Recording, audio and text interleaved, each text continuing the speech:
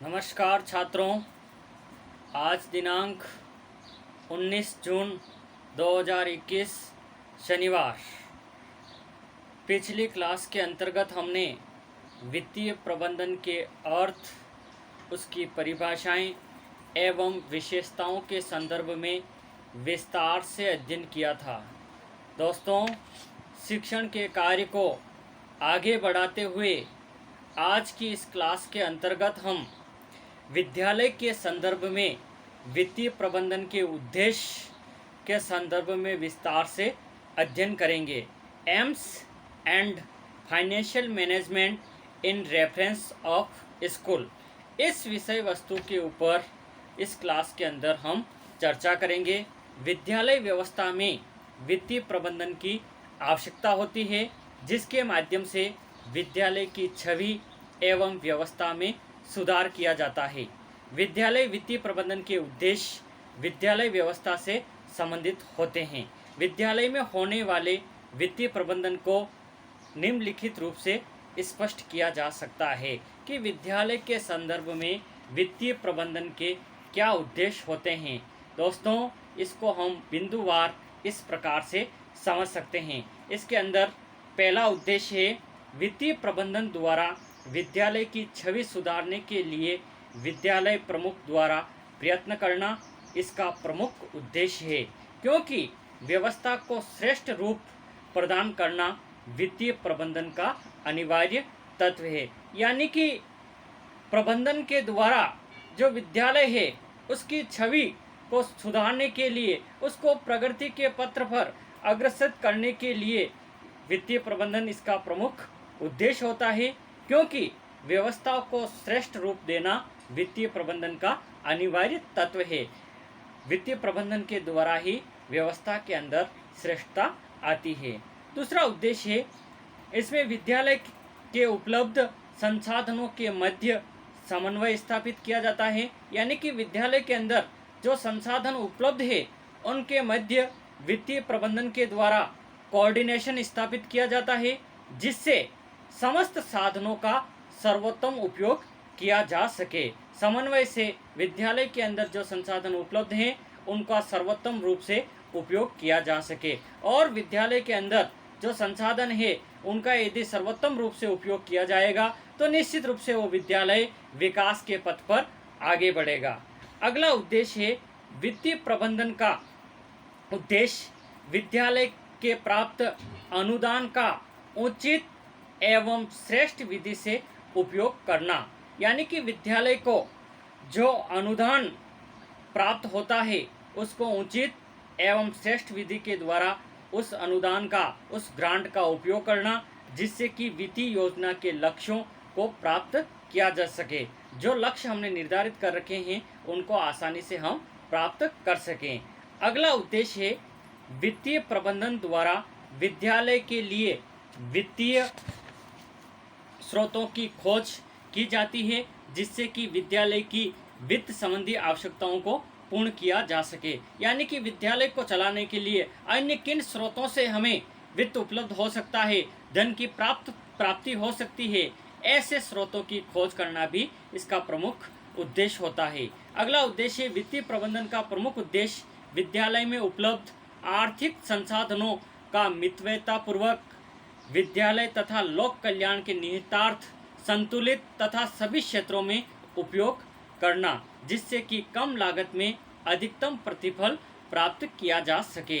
ये भी इसका प्रमुख उद्देश्य है। अगला उद्देश्य वित्तीय प्रबंधन द्वारा विद्यालय से समाज को जो आकांक्षाएं होती है तथा उन्हें पूर्ण करने में सहायता मिलती है, अर्थात विद्यालय वित्तीय प्रबंधन द्वारा सामाजिक लाभ को अधिकतम किया जा सकता है। समाज को विद्यालय से जो अपेक्षाएं हैं उनको पूर्ण करने में भी वित्तीय प्रबंधन हमारा बहुत ही अधिक मदद करता है, और उसके द्वारा सामाजिक लाभ को भी अधिक किया जा सकता है।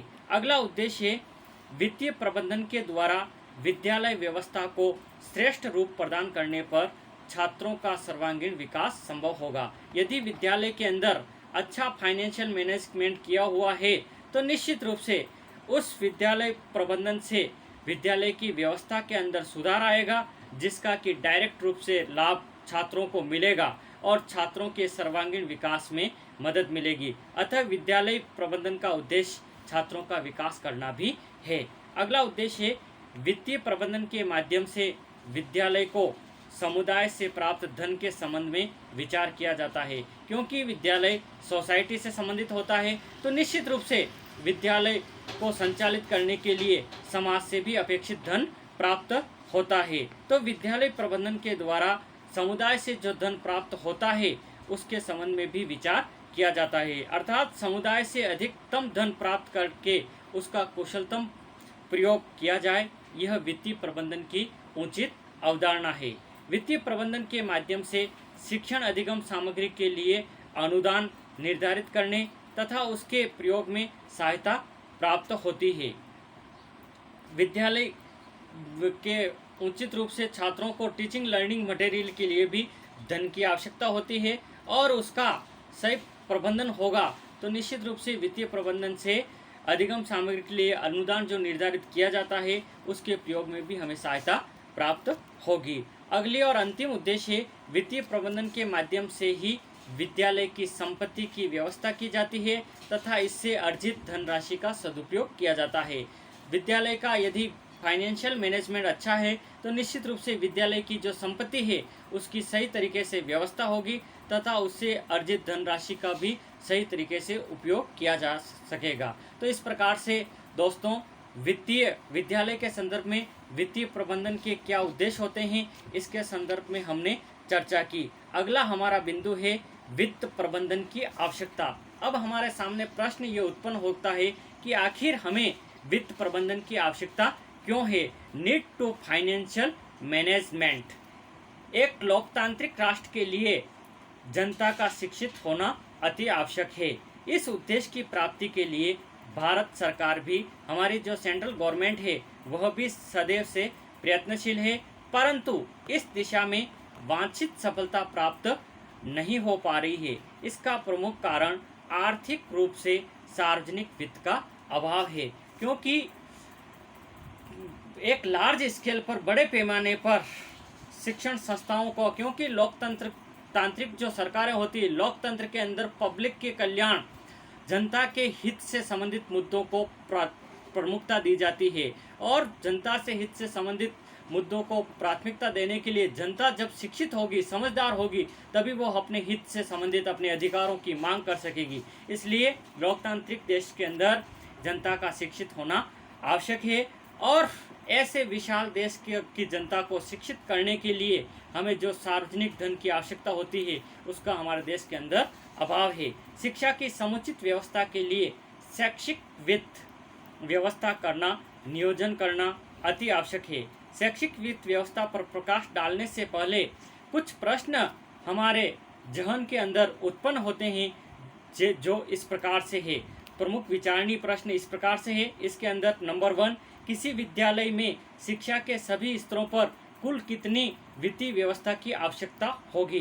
किसी देश के अंदर शिक्षा के विभिन्न स्तर, चाहे वो प्राथमिक हो, माध्यमिक हो, उच्च माध्यमिक हो या उच्च शिक्षा से संबंधित हो, उसकी उस देश के अंदर सही दिशा में शिक्षा की व्यवस्था करने के लिए कितने धन की आवश्यकता होगी। दूसरा प्रश्न, विद्यालय के पास तत्कालीन समय में शिक्षा के लिए कितना कोष सुरक्षित है। साथ ही वर्तमान संदर्भ में जो विद्यालय संचालित हो रहा है उसको शिक्षा की व्यवस्था करने के लिए उसके पास कितने धन की कोष उपलब्ध है।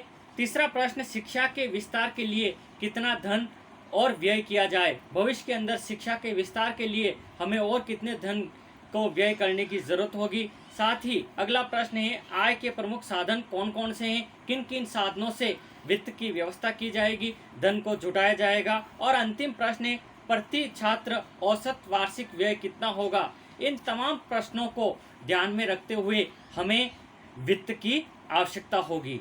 अगला बिंदु है हमारा वित्त के स्रोत, सोर्स ऑफ फाइनेंस।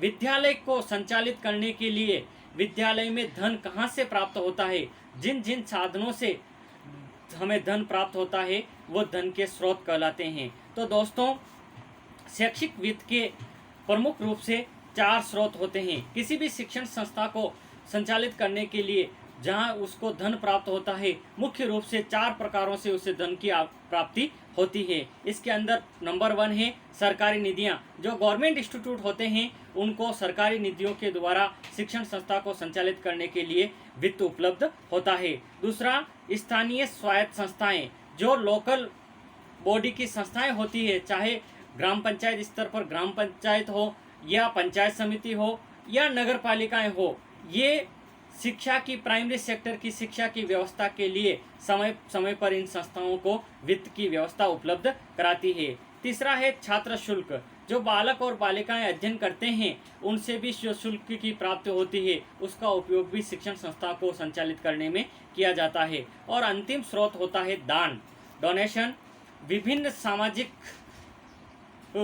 प्रतिष्ठित व्यक्ति जो शिक्षण संस्थाओं को संचालित करने के लिए स्वेच्छा से जो धन उपलब्ध कराते हैं, दान दाताएं होते हैं, चाहे वो सामाजिक रूप से सामाजिक शिक्षण संस्थाएं उनको जो धन की व्यवस्था कराते हैं, या अन्य जो भामाशाह आदि व्यक्ति हैं जो शिक्षण संस्थाओं को संचालित करने के लिए धन की व्यवस्था करते हैं, इससे भी दान के द्वारा भी वित्त की स्रोत होता है, उससे भी धन की प्राप्ति होती है। तो इस तरह से वित्त के प्रमुख रूप से 4 स्रोत हैं। इसके अंदर सरकारी निधियों के अंदर जो केंद्र और राज्य सरकारें होती है वो इन शिक्षण संस्थाओं को धन की व्यवस्था करती है। स्थानीय स्वायत्त शासित जो संस्थाएं हैं वे प्रदेश में शिक्षा की आय के साधन, स्थानीय स्वायत्त शासित संस्थाएं प्रमुख साधन है। इसके अंतर्गत चाहे वो नगर पालिकाएं हो, जिला परिषदें हो, पंचायत समितियां हो या पंचायत हो, यथा संस्थाएं विभिन्न कर लगाकर उनसे जो आय प्राप्त होती है उसका कुछ भाग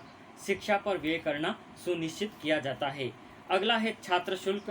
प्रत्येक छात्र से शिक्षण शुल्क लिया जाता है। निर्धन छात्र के शुल्क में रियायत होती है। इस प्रकार छात्र शुल्क से जो धन प्राप्त होता है उसका उपयोग भी शिक्षण संस्था को संचालित करने में किया जाता है। और अंतिम है दान। बहुत से दानदाता शैक्षिक संस्थाओं को आर्थिक और भूमि तथा संपत्ति आदि दान देते हैं, जिससे उन शिक्षण संस्थाओं को आय प्राप्त होती है। तो दोस्तों, आज की इस क्लास के अंतर्गत हमने विद्यालय के संदर्भ में वित्तीय प्रबंधन के उद्देश्य, दूसरा बिंदु वित्त प्रबंधन की आवश्यकता क्यों होती है, और तीसरा वित्त प्रबंधन के प्रमुख स्रोत कौन कौन से होते हैं, इन बिंदुओं के ऊपर विस्तार से चर्चा की। तो दोस्तों, इस प्रकार से पिछले कुछ समय से विभिन्न क्लासों के माध्यम से इस सेकंड यूनिट को हमने पूरा करने का प्रयास किया है। तो इस प्रकार से अपने 2 यूनिट्स को पूरा कर लिया है। आगे जब भी हम मिलेंगे तो अगली यूनिट के साथ मैं आपके समक्ष प्रस्तुत होऊंगा। दोस्तों, कोविड का जो प्रोटोकॉल है वो भी कुछ कम हुआ है और धीरे धीरे राज्य सरकारें अनलॉक की ओर बढ़ रही है। तो निश्चित रूप से आपके फाइनल ईयर के छात्र अपने शिक्षण कार्य को नियमित रूप से जारी रखें, और जो ऑनलाइन क्लासेस के माध्यम से आपको शिक्षण सामग्री प्रस्तुत की जा रही है, बताई जा रही है, उसका आप समुचित रूप से उपयोग करते हुए अपने ज्ञानार्जन, अपने ज्ञान की अभिवृद्धि में पूरा उपयोग करें और अपने आप को परीक्षा के लिए पूर्ण रूप से तैयार करें। इसी आशा और विश्वास के साथ जय हिंद, जय भारत, धन्यवाद।